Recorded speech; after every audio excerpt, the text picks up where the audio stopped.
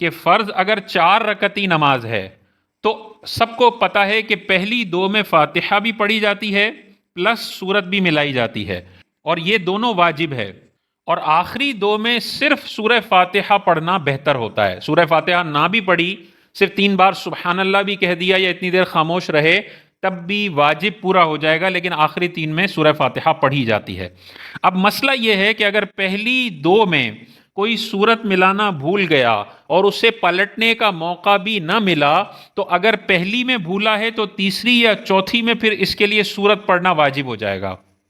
کیونکہ پہلی میں سورت اس نے نہیں پڑھی، تو اب تیسری یا چوتھی جہاں پر سورت نہیں ہے ان خالی جگہوں کو یوٹیلائز کر کے پہلی چھوڑی گئی سورت کو پڑھنا واجب ہوگا۔ مثال کے طور پہ کوئی عصر کی پہلی 2 میں سورت ملانا ہی بھول گیا، تو اب اس کے لیے لازم ہے کہ تیسری میں سورہ فاتحہ کے بعد بھی سورت پڑھے گا، واجب ہے، اور چوتھی میں بھی سورہ فاتحہ کے بعد سورت ملائے گا، یہ واجب ہے، کیونکہ پہلے 2 مرتبہ اگر یہ سورت چھوڑ چکا ہے تو آخری 2 رکعتوں کو یوٹیلائز کرتے ہوئے ان میں سورت اس کو پڑھنی پڑے گی۔ مثال کے طور پہ مغرب ہے، پہلی، دوسری اور تیسری رکعت، پہلی 2 میں قرات سورہ فاتحہ بھی واجب ہے، سورت ملانا بھی واجب ہے، آخری میں سورہ فاتحہ پڑھنا بہتر ہے، نہیں پڑھیں گے تو بھی نماز ادا ہو جائے گی، 3 مرتبہ سبحان اللہ کی مقدار اگر ویٹ کر لیا تو۔ اب کسی نے پہلی میں بھی سورت نہیں ملائی، دوسری میں بھی سورت نہیں ملائی، تو اب اس کے پاس خالی جگہ ایک ہی ہے، 1 رکعت ہے جس میں یہ ایک ہی سورت پڑھ سکتا ہے، تو اب تیسری میں سورہ فاتحہ کے بعد سورت ملا لے تو پیچھے جو 2 چھوڑی تھی ان میں سے ایک پوری کر لے گا، اور باقی چونکہ آگے جگہ ہی نہیں ہے تو ایک سورت کا ملانا ساقط ہو جائے گا۔ لیکن ان ساری صورتوں میں اس کو سجدہ سہو بھی کرنا پڑے گا آخر کے اندر، تو پہلی 2 میں سورت چھوڑ دی ہے تو آخری 2 میں سورہ فاتحہ کے بعد سورت بھی ملانا واجب ہے، اور اس کے بعد پھر آخر میں یہ سجدہ سہو بھی کرے گا، دوبارہ تحیات پڑھے گا، درود پڑھے گا، دعا پڑھے گا اور اپنی نماز مکمل کر لے گا۔ اس میں ایک اور چیز ذہن میں رکھنے والی ہے کہ اگر جہری نماز ہو، جیسے امام صاحب ہیں عشاء کی نماز پڑھا رہے ہیں،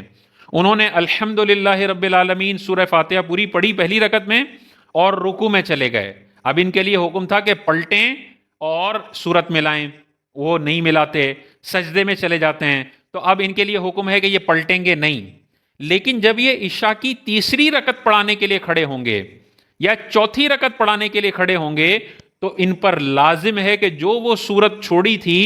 وہ اب تیسری یا چوتھی رکعت میں ان کو سورہ فاتحہ کے بعد پڑھنی پڑے گی، اور چونکہ یہ جہری نماز ہے تو اس میں وہ بلند آواز سے تیسری یا چوتھی میں قرات کریں گے۔ مثال کے طور پہ عشاء کی پہلی اور دوسری رکعت میں امام صاحب نے الحمد پڑھی اور سورت ملانا ہی وہ بھول گئے،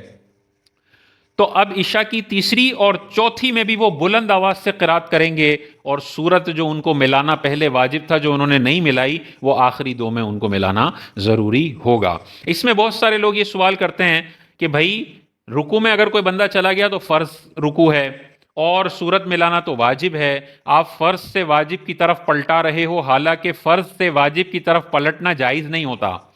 یہی وجہ ہے کہ اگر آپ قیام کی طرف چلے گئے اور نیچے آپ نے قاعدہ اولا چھوڑ دیا تو آپ واپس نہیں پلٹ سکتے، کیونکہ قیام فرض ہے اور قاعدہ اولا جو ہے وہ واجب ہے، فرض سے واجب کی طرف پلٹنا منع۔ تو یہاں پہ لوگ اعتراض کرتے ہیں کہ یار آپ نے یہاں پہ رکوع فرض کو چھڑوا کے سورت ملانے کی طرف پیچھے پلٹا دیا، حالانکہ سورت واجب تھی، رکوع فرض تھا، تو یہ تو غلط ہو گیا۔ ہم کہتے ہیں نہیں، یہ جو قیام ہے اور اس میں جو قرات ہے وہ قرات من حیث المجموع ایک فرض رکن ہے، اس کے اندر پھر واجب کے پورے پورے الگ الگ اجزاء ہیں، لیکن بطور رکن قرات فرائض نماز میں سے ہے۔ تو جب آپ رکوع سے قیام کی طرف پلٹتے ہیں قرات کے لیے تو آپ بیسیکلی ایک فرض رکن سے فرض رکن کی طرف ہی پلٹ رہے ہیں۔ اب اس کے اندر ملٹیپل پارٹیکلز ہیں کہ ایک آیت کا پڑھنا فرض ہے، سورہ فاتحہ واجب ہے اور سورت ملانا واجب ہے، وہ پھر سیکنڈری بات ہے۔ پرائمری بات یہ ہے کہ قیام بھی فرض ہے، قرات بھی نماز کے فرائض میں سے ایک فرض ہے، اور رکوع بھی نماز کے فرائض میں سے ایک فرض ہے۔ تو یہ بیسیکلی آپ فرض سے فرض کی طرف لوٹ رہے ہیں، یہ فرض سے واجب کی طرف لوٹنے والا اعتراض یہاں پر نہیں لگ سکتا۔